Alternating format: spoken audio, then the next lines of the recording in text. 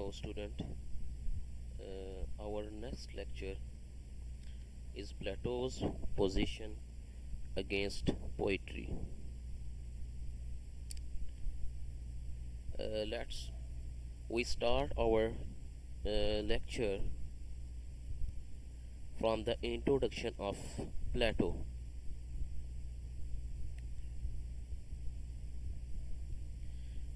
Who is Plato? Plato is basically a critique of Greek tradition. यूनानियों के अंदर एक क्रिटिक की हैसियत है, इसकी नक्काद है एक. He is a good critic of literature and excellent philosopher as well as thinker and educationist. He was a fine literary stylist and great storyteller. उसको लिटरेरी स्टाइलिस्ट भी कहा जाता है और उसको स्टोरी टेलर भी कहा जाता है.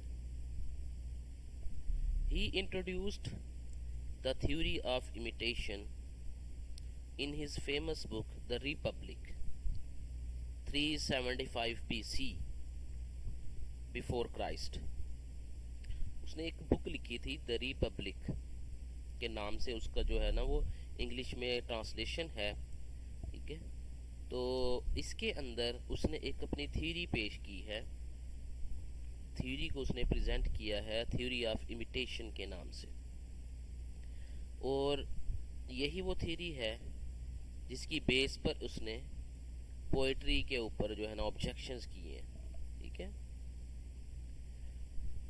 द रिपब्लिक जो बुक है, the nature of this book is actually a form of dialogues.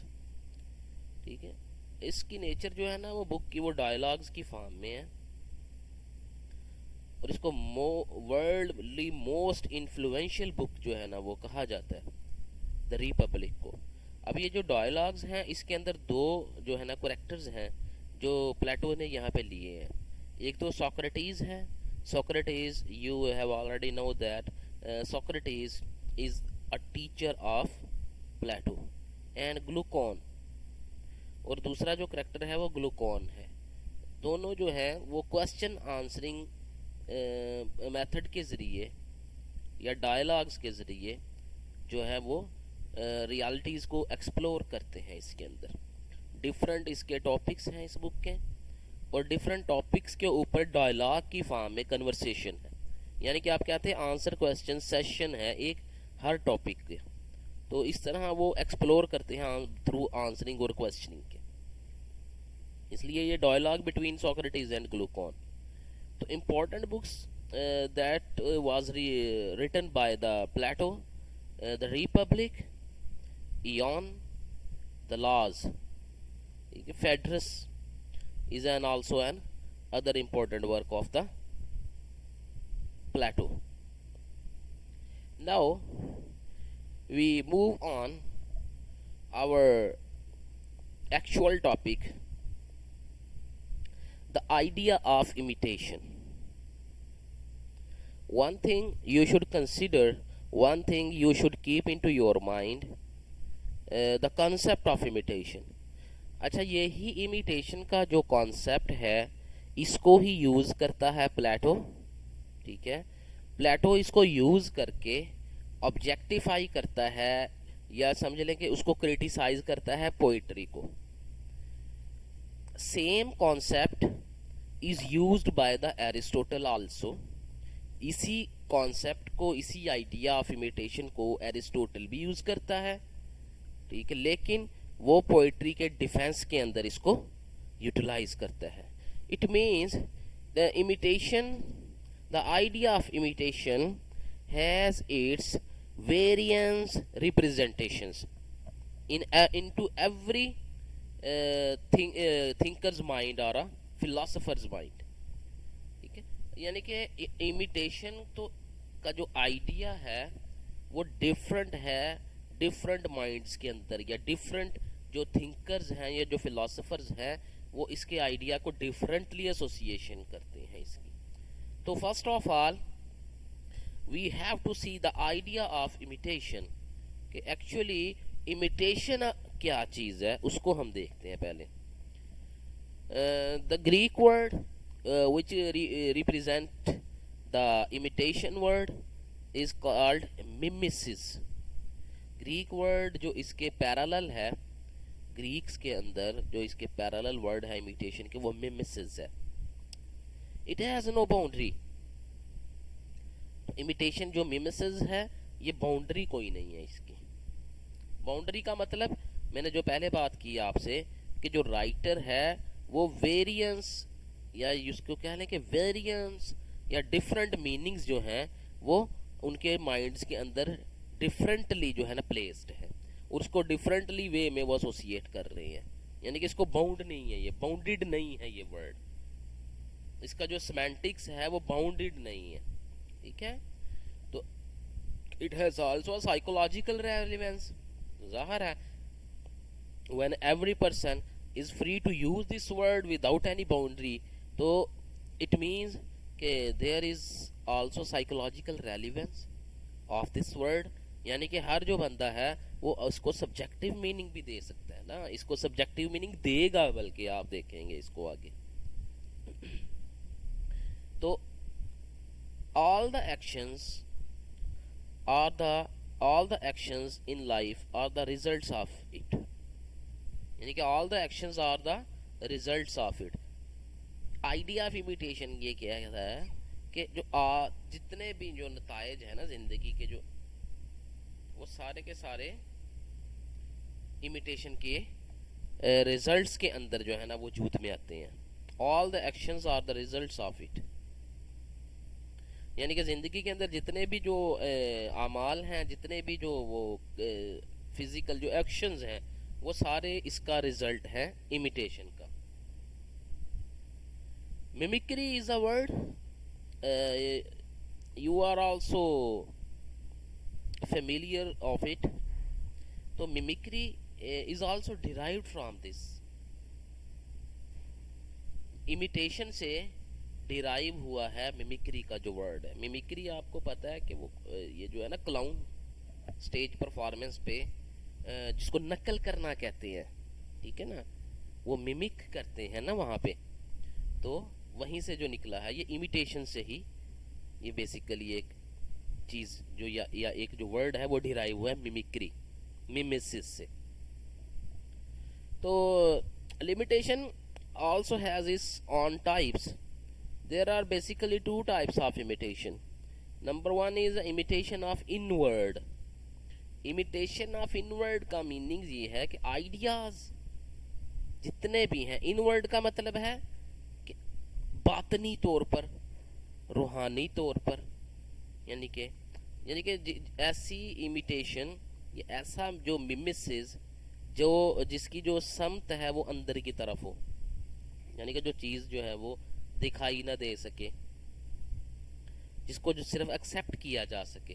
तो इमिटेशन ऑफ इनवर्ड जो है, जितने भी आइडियाज़ हैं, जितने भी थिंकिंग्स हैं, जितने भी थॉट्स हैं, जितने भी बिलीव्स हैं, वो सारे के सारे इमिटेशन ऑफ इनवर्ड की टाइप्स के अंदर जो है ना फॉल करेंगे। इसलिए ideas are the examples of inner imitation. For example religious ideas भी आ सकते हैं, इसके अंदर बिलीव्स भी आ सकते हैं, ठीक है। इसके अंदर जितने डॉक्ट्रीन्स हैं वो भी सारे के सारे इसी के अंदर फॉल करते हैं, क्योंकि बिलीफ जो है, belief can never be seen, या you can never see the belief, या यू कैन नेवर डिमोन्स्ट्रेट। तो आप कर सकते हैं अपने बिलीफ और आइडियाज़ को, लेकिन वो किसी दूसरे को आप दिखा नहीं सकते, ठीक है। इसीलिए वो इनवर्ड है, इमिटेशन ऑफ इनवर्ड के अंदर आएगा। Second type of imitation is the imitation of outward. Imitation of outward के अंदर क्या आते हैं? All the physically limited things, जितने भी वो एक्शंस हैं। फॉर एग्जांपल मैं पानी पी रहा हूँ, ये एक फिजिकली एक एक्शन है, ठीक है, जो नज़र आ रहा है सब लोगों को, वो आउटवर्ड है ना, इसलिए वो आउटवर्ड है। इमिटेशन ऑफ आउटवर्ड का मतलब ये आप वर्ड से जो है ना आप डिफाइन कर लें इसको, कि आउटवर्ड का मीनिंग ये है जो दिखे चीज़, जो सामने नज़र आए। Physically limited things, physically limited things का मतलब ये है कि जो चीज़ें जो हैं वो फिजिकली एग्जिस्ट कर रहे हैं, जो नज़र आए सबको। For example your hair styles, your dressing code, ठीक है, यो आपका जो बैठने का स्टाइल है, आपका जो टॉकिंग स्टाइल है, each and every thing, each and every action, ठीक है, falls into the definition of the imitation of outward और the types of outward imitation. तो यहाँ पे ये आइडिया ऑफ इमिटेशन को जो है समझाने का जो पर्पस यही है कि इमिटेशन अगर आपको अच्छे तरीके से समझ आ जाए तो प्लेटोज की जो पॉइंट ऑफ व्यू है या प्लेटो की जो पोजीशन है अपॉन द पोइट्री या अगेंस्ट द पोइट्री, या और जो एरिस्टोटल की जो हम नेक्स्ट लेक्चर में जो पोजीशन पढ़ेंगे या वो उसकी जो डिफेंस ऑफ पोइट्री है, वो दोनों की जो थीरीज हैं, दोनों की जो पोजीशंस हैं, वो आइडिया ऑफ इमिटेशन के ऊपर स्टैंड कर रही हैं। Both are the philosophers are standing upon the idea of imitation, so that you should deeply understand the idea of imitation. Without understanding of the imitation, you can never conceive the idea of Plato as well as Aristotle about the art and the poetry। ठीक है, आप इस idea के बगैर जो है वो समझ नहीं पाएंगे आप प्लेटो के कॉन्सेप्ट को भी और इसके एरिस्टोटल के कॉन्सेप्ट को भी। Let's we move on our next slide. The contribution of Plato in art and literature. What is the contribution of Plato in art and literature? अब यहाँ पे हम इन्वेस्टिगेट करने लगे हैं या हम इंक्वायरी करने लगे हैं। We are going to start our inquiry और investigation about the concept of the Plato regarding the art and the literature. It means regarding the poetry. ठीक है, पोइट्री के रिगार्डिंग उसका आइडिया क्या है, उसका कॉन्सेप्ट क्या है, वो थ्योरी ऑफ इमिटेशन या थ्योरी ऑफ मिमेसिस को किस तरह से यूटिलाइज करके अपने आइडिया को प्रेजेंट करेगा पोइट्री के अगेंस्ट। ले जी हम देख लेते हैं इसको। सबसे first of all the theory of mimesis. Theory of mimesis को थ्योरी ऑफ इमिटेशन भी कहते हैं, थ्योरी ऑफ आइडिया भी कहते हैं, थ्योरी ऑफ फॉर्म्स भी कहते हैं। These are all four names are related to the theory of imitation. इनमें से कुछ भी आपके सामने आ जाए तो इट मीन्स ये थ्योरी ऑफ इमिटेशन की ही बात हो रही है। ठीक है, प्लेटो की थ्योरी ऑफ इमिटेशन जो है addresses the metaphysical question. It deals with the metaphysical questions. Metaphysical questions को ये डील करती है। मेटाफिजिकल क्वेश्चंस के किस टाइप के होते हैं? Metaphysical question, what is existence, what is truth, what is knowledge, कि वजूद क्या है, सच्चाई क्या है और इल्म क्या है। ठीक है, ये जितने भी ये क्वेश्चंस हैं ये सारे के सारे मेटाफिजिकल है। ठीक है, मेटाफिजिकल का यार मतलब यही है, आप इसको ज़रा अपने इजी वे में रखिएगा कि जिस चीज़ को आपने पहले एक्सेप्ट कर लेना, जिस चीज़ पे आप पहले ईमान लेके आते हैं, जिस चीज़ पे आप यकीन अपना जो है ना वो पहले बनाते हैं, उसके बाद फिर आगे जो चीज़ें आप उसकी बेस पे जनरेट करते हैं। यानी कि प्लेटो ये कह रहा है कि पहले आपको बिलीव या आपका बिलीव्स बनाना पड़ेंगे, आपको अपना जो है ना वो डॉक्ट्रिन सेटल करना पड़ेगा।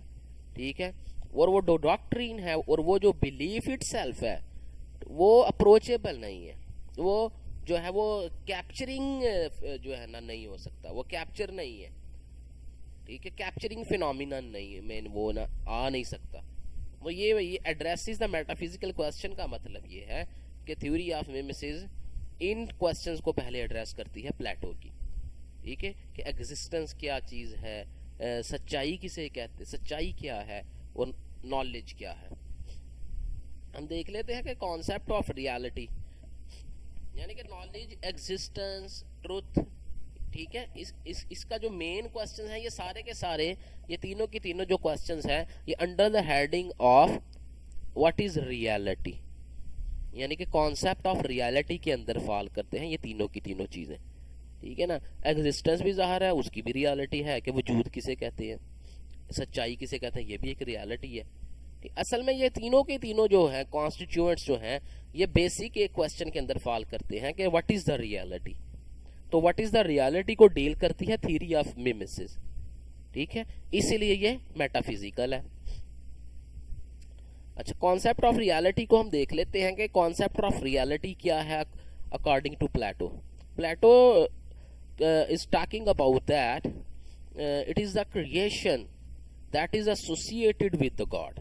Reality is a creation that is associated with God, यानी कि जो क्रिएटर है, यानी वो ये कह रहा है कि आइडियाज आते कहाँ से है।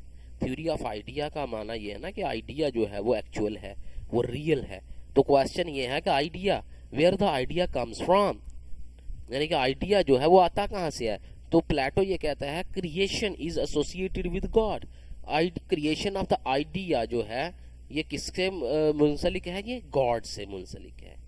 ही क्रिएटेड आइडियाज एंड और forms which are not material. खुदा जो है वो इन आइडियाज और इन फॉर्म्स को क्रिएट करता है जो कि मटेरियल नहीं होते। ये आइडियाज और ये जो भी फॉर्म्स हैं ये मटेरियल फॉर्म में गॉड क्रिएट नहीं करता। और तो फॉर्म्स और जो आइडियाज हैं they are difficult to understand. ठीक है, फॉर्म और ideas are difficult to understand. क्यों? Because nature of these ideas could only be imagined। वो कहता है कि इसलिए ये सिर्फ मुश्किल से अंडरस्टैंडेबल है क्योंकि इनकी जो नेचर है वो क्या है, उसको हम सिर्फ इमेजिन्ड ही कर सकते हैं। ठीक है, rather than being experienced by the senses. कहता है 5 सेंसेस के अंदर जो है या जो ह्यूमन सेंसेस हैं उससे इनको एक्सपीरियंस नहीं किया जा सकता। इनको जस्ट इमेजिन तो किया जा सकता है। उनकी नेचर ऐसी है कि इनको इमेजिन किया जा सकता है, इनको एक्सपीरियंस नहीं किया जा सकता। ठीक है ना, वो आगे बताऊंगा मैं ये क्यों ऐसी बात कर रहा है कि इसको एक्सपीरियंस क्यों नहीं किया जा सकता। वो नेक्स्ट हमारा इंशाल्लाह ये आता है अभी। तो आप यहाँ तक ये बात समझ लें कि आइडियाज जो हैं वो एक तो खुदा की क्रिएशंस हैं और ह्यूमन बीइंग जो है वो उनको टोटली अंडरस्टैंड नहीं कर सकती, वो डिफ़िकल्ट टू अंडरस्टैंड है क्योंकि नेचर उनकी ये है कि वो सिर्फ इमेजिन्ड तो हो सकते हैं। ठीक, वो सेंसेस के ज़रिए जो है वो अंडरस्टैंड नहीं हो सकते, वो 5 सेंसेस से बियॉन्ड चीज़ है। क्योंकि 5 सेंसेस जो हैं, देखें जो 5 सेंसेस हैं वो तो ह्यूमन बीइंग की क्वालिटीज़ है ना। तो जब इंसान की 5 सेंसेस के अंदर बाउंड हो जाएगा आइडिया, तो आइडिया तो बड़ी चीज़ ना रही। क्योंकि सेंसेस जो हैं ह्यूमन बीइंग की वो बड़ी चीज़ को या जो एक आला चीज़ है उसको वो क्या कर देती हैं, उसको वो क्या कर देती हैं, वो उसकी वैल्यू को कम कर देती हैं। यानी कि ऐसी चीज़, ह्यूमन सेंसेस तो बड़ी छोटी सी चीज़ है ना, तो जो छोटी चीज़ के अंदर चीज़ आ जाए या उसको वो कंट्रोल कर ले, छोटी चीज़ एक बड़ी चीज़ को कंट्रोल कर रहे तो वो बड़ी चीज़ नहीं रहती। तो इसीलिए प्लेटो का स्टैंड पॉइंट ये है यहाँ पे कि सेंसेस से वो अंडरस्टैंड, सेंसेस से एक्सपीरियंस नहीं हो सकता उसका, क्योंकि वो सेंसेस से बियॉन्ड चीज़ है। ठीक है जी। As the Plato says that real existence, ये एक प्लेटो का एक सेंटेंस है द रिपब्लिक के अंदर जो उसने थ्योरी ऑफ मिमेसिस के हवाले से बात की है। Real existence is colourless, formless and intangible. ये देख रहे हैं आप, वो प्लेटो क्या कह रहा है कि जो हकीकी वजूद जो है उसका कोई रंग नहीं है, उसकी कोई शेप नहीं है, उसकी कोई शक्ल नहीं है, और वो इंटेंजिबल है। इंटेंजिबल मतलब यानी कि उसका वजूद तो है लेकिन वो हमारी अप्रोचेस से बाहर है उसका वजूद। ठीक, आगे वो कह रहे हैं visible only to the intelligence. इनको सिर्फ विजिबल किया जा सकता है, उनको सिर्फ देखा जा सकता है थ्रू इंटेलिजेंस।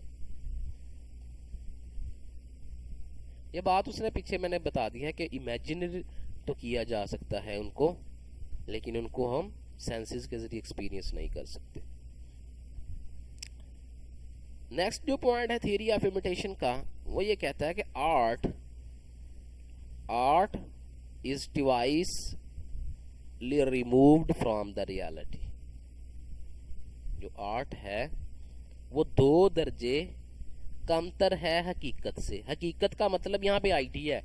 जो आइडिया हम जो कॉन्सेप्ट जो है ना वो ले चुके हैं कि what is the idea according to the प्लेटो।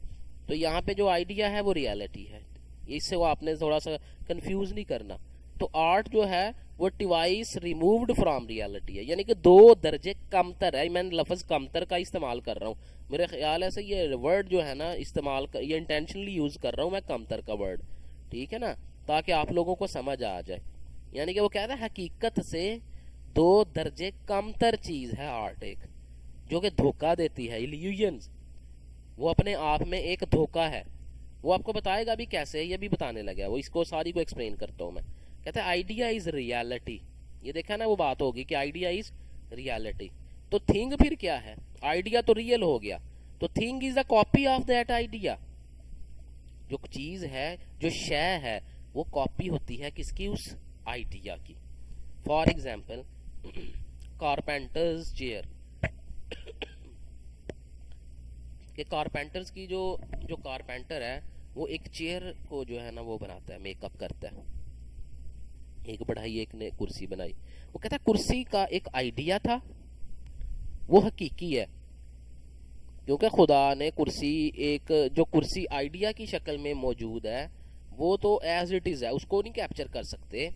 जो कारपेंटर है वो बेसिकली उस कुर्सी के आइडिया को कॉपी करने की एक कोशिश करता है, जिसके नतीजे में वो कुर्सी वजूद में आ जाती है। वो लकड़ी के जरिए उस आइडिया को इमिटेट कर रहा है।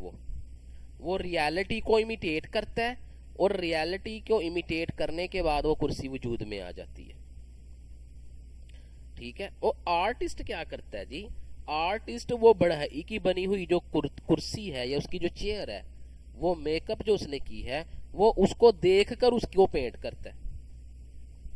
ये बात समझ रहे हैं ना कि कारपेंटर ने चेयर बनाई उस आइडिया को इमिटेट करके, रियलिटी की नकल की। तो कारपेंटर जो है वो वन रिमूव्ड फ्रॉम रियलिटी, ठीक है, वंस रिमूव्ड फ्रॉम रियलिटी, 1 दर्जे कमतर है। जो कारपेंटर का काम है वो 1 दर्जा कमतर है रियलिटी से। तो आर्टिस्ट क्या कर रहा है? आर्टिस्ट कारपेंटर की बनाई हुई चेयर को देखकर आर्ट बना रहा है अपनी। इसीलिए वो कह रहा है प्लेटो के जो आर्टिस्ट है वो 2 दर्जे कमतर है हकीकत से। ये बात आपको, आई होप कि आप लोग इसको अंडरस्टैंड कर गए हैं, इतनी मुश्किल नहीं है ये, ठीक है। ये प्लेटो का थ्योरी ऑफ इमेजेस है। तो कहता आर्टिस्ट जो है वो 2 दर्जे कमतर है हकीकत से, और जो 2 दर्जे कमतर है ना हकीकत से, वो इल्यूजन पैदा कर रही है, वो धोखा दे रही है अपने देखने वालों को। वो इतनी कोई रियल चीज नहीं है। Next, objections on poetry. Number 1 is the moral objection. Moral objection की बात करता है जी प्लेटो। कहता है poets talk about gods and goddesses and their negative capabilities. Plato के एज के अंदर जो गॉड्स और गॉडेसेस थे, उनके अकॉर्डिंगली जो आर्ट और लिटरेचर के जो लोग थे वो उन पर जो है ना वो क्रिटिसाइज करते थे। क्योंकि जो ग्रीक का जो आइडिया ऑफ गॉड्स और गॉडेसेस है, जिसको वो कहते हैं ओलंपिक, आइडिया ऑफ ओलंपिक जो है ना, Olympic is a word according to the Greeks. Olympic वो वाली दुनिया है जहाँ पर उनके खुदा, देवियाँ और देवता रहते हैं, ठीक है। तो ओलंपिक की वो एक अपनी अलहदा दुनिया, वो पैरेलल वर्ड है इस रियल वर्ड से। वो उस वहाँ पे बैठ के इस रियल वर्ड को कंट्रोल भी करते हैं, ठीक है। और वहाँ पे उनकी जो आपस में भी कॉन्फ्लिक्शंस हैं। तो गॉड्स जो थे और गॉडेसेस जो थी, इनके कॉन्फ्लिक्ट्स को हाईलाइट करते थे लिटरेरी पर्सन, आर्टिस्ट जो थे। तो प्लेटो उनको क्रिटिसाइज करता है। प्लेटो कहता है poets talk about gods and goddesses and their negative capabilities. तो जाहिर है इससे अब जो ब्लास्फेमी जो है ना वो जनरेट होती है, ठीक है, कि जब आप गॉड और गॉडेसेस की कॉन्फ्लिक्शन को जो है ना वो रिप्रेजेंट करेंगे अपने काम के अंदर, अपने वर्क के अंदर, तो उससे क्या होगा कि कौन जो एक वो सैक्रेडनेस है ना गॉड्स और गॉडेसेस की, वो मिनिमाइज होती जाएगी उनके मानने वालों में। इसलिए वो कहता था कि दे शुड बी प्रेज्ड, यानी कि जो पोएट हैं उनको क्या करना चाहिए, गॉड्स और गॉडेसेस की को एडमायर करना चाहिए, ठीक है, उनकी तारीफ करनी चाहिए। It makes the reader coward, poetry जो है वो रीडर को जो है ना वो नमर्द बना देती है। इमोरल, नामर्द का मतलब यहाँ पे यह है कि वो बुज़दिल हो जाता है। इमोरल हो जाते हैं वो लोग, यानी कि मोरालिटी उनकी जो है ना वो सारी की सारी जो है ना वो डिस्ट्रक्ट कर जाती है। Who can do nothing for his nation, तो पोएट जो है वो अपनी नेशंस के लिए कुछ भी नहीं कर सकते, यानी कि कुछ भी ना करने का मतलब ये है कि ना तो वो लड़ सकते हैं और ना वो अपनी नेशंस के लिए फाइट, ना तो वो फाइटर्स को कोई मतलब है कि मोटिवेशन दे सकते हैं, ना वो किंग्स को कोई मोटिवेट कर सकते हैं अपने वर्किंग के हवाले से, ना वो पब्लिक को एजुकेट कर सकते हैं, ना वो पब्लिक को मोटिवेशन दे सकते हैं कि पब्लिक जो है वो अपनी कोलेक्टिविटी के लिए या अपनी जो है वो एक इज्तमाइयत के लिए कुछ करने की जो है ना वो सलाहियत रखे। इसके हवाले से किसी किस्म से वो हेल्प नहीं करते, उनको मोटिवेट नहीं करते, उनको उनको उनको एम्बिशियस नहीं बनाते वो।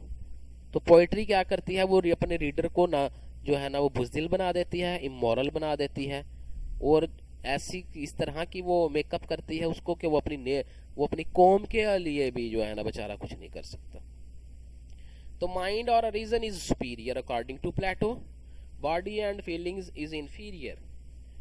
अब ये जो पॉइंट है ना, ये जो मैंने आपको पीछे बात की है जो स्लाइड में, कि सेंसेस की जहाँ पे वो बात करता है कि सेंसेस के अंदर जो है वो क्यों नहीं आ सकता आइडिया, एक्सपीरियंस क्यों नहीं हो सकता, उसका पॉइंट यहाँ पे ये है। वो according to Plato mind and reason is superior, body and feelings is inferior, it is more evil part of the soul.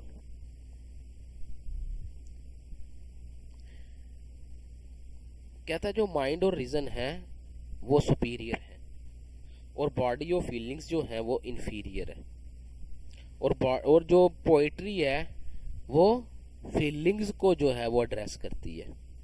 Poetry जिस चीज़ को टॉपिक बनाती है या जिस ह्यूमन एट्रीब्यूट को वो एड्रेस करती है, उसको वो प्रोवोक करती है, वो आपकी फीलिंग्स है। और फीलिंग्स के जो हैं वो इफ़ेक्ट्स जो हैं वो आपकी बॉडी के ऊपर होते हैं इमीडिएटली।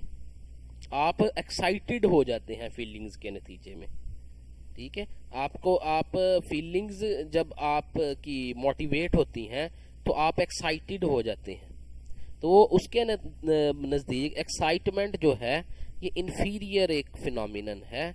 और अगर कहते हैं जो पोइट्री है वो माइंड और रीज़न को जो है ना वो एड्रेस नहीं करती। क्यों? अगर वो माइंड और रीज़न को एड्रेस करे तो लोग थिंकर पैदा करे, पोइट्री जो है ना वो फिलोसोफर और थिंकर पैदा करे। पोइट्री पढ़ने वाले जो लोग हैं वो गुड रीज़न वाले लोग बन जाए अगर तो ऐसा हो। कहते ऐसा नहीं है। क्यों? क्योंकि वो बॉडीली जो प्लेयर्स हैं, वो बॉडीली जो फीलिंग्स हैं, उनको वो प्रमोट करती है, उनको वो प्रोवोक करती है, जो कि more evil part of the soul है। और फीलिंग्स जो हैं वो रूह का सबसे शैतानी हिस्सा है। इसीलिए वो इमोरलिटी की बात कर रहा है ना ऊपर, कि जो पोइट्री जो है वो इमोरल कैसे करती है, वो फीलिंग्स और प्लेयर्स को मोटिवेट करके वो इनको इमोरल बनाती है, क्योंकि फीलिंग्स जो हैं वो इवल पार्ट है हमारी सोल का। नेक्स्ट इज द यूटिलिटी और द प्रैग्मेटिक ऑब्जेक्शन, यानी कि जो उसका जो फायदे हैं, फायदे के हवाले से या उसका जो वक्ती फायदे के हवाले से उसका नुकसान क्या है। The poets contribute nothing in society. Poet जो है ना उनका कोई भी कंट्रीब्यूशन नहीं होता अपनी सोसाइटी के अंदर किसी भी किस्म का। दे कैन नॉट फाइट, ना वो लड़ सकते हैं। They can not give knowledge to warriors, और ना तो वो जंगजू लोगों को कोई नॉलेज जो है ना वो दे सकते हैं। यानी कि जो पोइट्री को लेके किसी भी माशरे का कोई भी जो पार्ट है, माशरे का कोई भी जो हिस्सा है, वो पोइट्री को लेकर उसे कुछ भी गेन नहीं कर सकता वक्ती तौर पर। अपने अमली तौर पर उसका कोई भी कंट्रीब्यूशन नहीं है पोइट्री का। ये कहने का मतलब है यहाँ पे, ठीक है। Illiterate person can be deceived by art. कहता है इसका उल्टा नुकसान ये होता है कि जो लोग बेचारे पढ़े लिखे नहीं होते वो इससे धोखा खा जाते हैं आर्ट से। आर्ट और पोइट्री से जो क्या कर जाते हैं वो धोखे का शिकार हो जाते हैं। सो ही प्रमोट्स लॉजिक। कहता है इसलिए कि लोग धोखे का शिकार ना हो तो प्लेटो क्या करता है, इसलिए वो प्रमोट करता है लॉजिक को, मैथ और साइंसेस को।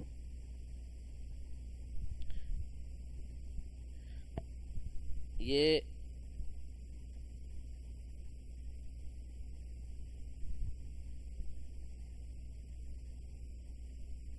तो इस तरह से वो प्रमोट करता है इसको, अपने लॉजिक को, मैथ को और साइंसेस को। तो third one is the intellectual और educational objections. Poets write for kings and queens. जो पोएट हैं वो किसके लिए लिखते हैं, वो या तो किंग्स के लिए लिखेंगे या वो क्वींस के लिए लिखेंगे, यानी कि कोर्ट पोएट जिसको हम कहते हैं। क्योंकि आपको पता है कि मॉडर्न एज से पहले पहले जितने भी जो राइटर थे they wrote for the sake of kings and the queens only. यानी कि अब उस वक्त की जो पावरफुल फिगर्स जो थे वो सिर्फ उनके लिए अपना काम किया करते थे, वो अपना वर्क जो है ना वो किया करते थे। तो इसलिए वो प्लेटो भी यहाँ पे जो पोजीशन ले रहा है वो कहता है they write for kings and queens only. Poetry as anecdote against education. जो पोइट्री है वो एक कहानी के तौर पर जो है ना वो लोगों के अंदर जो है वो प्रिवेल करती है अगेंस्ट एजुकेशन। जबकि जो एजुकेशन है वो लॉजिक बेस्ड होती है, वो रीज़न बेस्ड होती है। पोइट्री की रीज़न कोई नहीं होती। पोइट्री के अंदर जो बात की जाएगी वो एक कहानी तो होती है, वो लॉजिकल नहीं होती वो। इसलिए वो कह रहा है poetry as anecdote against education, कि एजुकेशन के बरखिलाफ जो शायरी है वो क्या है, एक कहानी है, मनगढ़ंत कहानियाँ होती हैं इसके अंदर। they have not logical connections, so people believed that poet is divinely inspired। अब ये यहाँ पे बात कर रहा है, पीछे वाली बात के साथ एसोसिएटेड है जो उसने बताया ना कि इलिटरेट पर्सन जो है वो धोखाधड़ी कैसे खा जाते हैं आर्ट और पोइट्री से। वो कह रहा है कि people believed that poet is divinely inspired, यानी कि जो पोएट हैं ये इनको खुदा की तरफ से कोई कशफ होता है, इल्हाम होता है, लोगों का ये यकीन बन जाता है, ठीक है। या लोगों का ये यकीन था उस वक़्त कि जो शायर होते हैं, जो शुआरा हैं, उनको क्या होता है, खुदा की तरफ से इल्हाम होता है। So their writings are messages of God. इसलिए लोग जो ये क्या समझने लग जाते हैं कि उनकी जो राइटिंग्स हैं वो खुदा के क्या हैं, वो पैगामात हैं इंसानियत की तरफ। लोगों का ये यकीन हो जाता है उसके ऊपर। तो यहाँ तक आपने देखा कि मतलब है कि जो थ्योरी ऑफ मिमेसिस है और पोएट्री पे जो ऑब्जेक्शंस हैं और पोएट्स के ऊपर जो इसका जो क्रिटिसिज्म है प्लेटो का, वो अपने हवाले से कुछ बड़ा माना खेज है। वो कहता है कि बैनिशमेंट जो है ना पोएट की, उससे वो जो है ना वो ज़रूर होनी चाहिए सोसाइटी में। यानी कि जो शुआरा जो हैं या पोएट्स जो हैं उनके ऊपर जो है ना वो पाबंदी होनी चाहिए कि वो पोएट्री ना करें, क्योंकि poetry harmful for the society. Society के लिए हार्मफुल है पोएट्री अकॉर्डिंग टू द प्लेटो।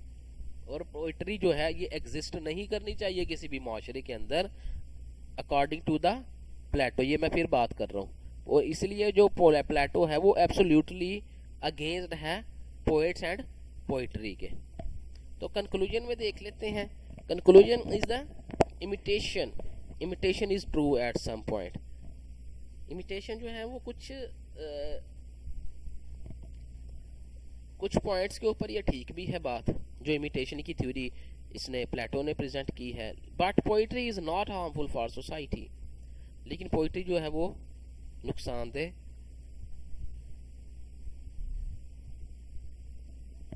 नहीं होती सोसाइटी के लिए। This view should not follow in literature. Plato का ये जो कॉन्सेप्ट है ना पोइट्री के अगेंस्ट जो है, या बैनिशमेंट ऑफ पोइट, इसको इतना टेक नहीं किया गया पोइट्री के अंदर, इसको जो है ना वो इतना फॉलो नहीं किया गया हिस्ट्री लिटरेचर के अंदर।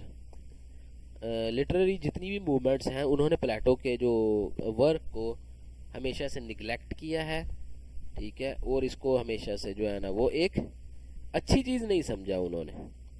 तो that is all from my side.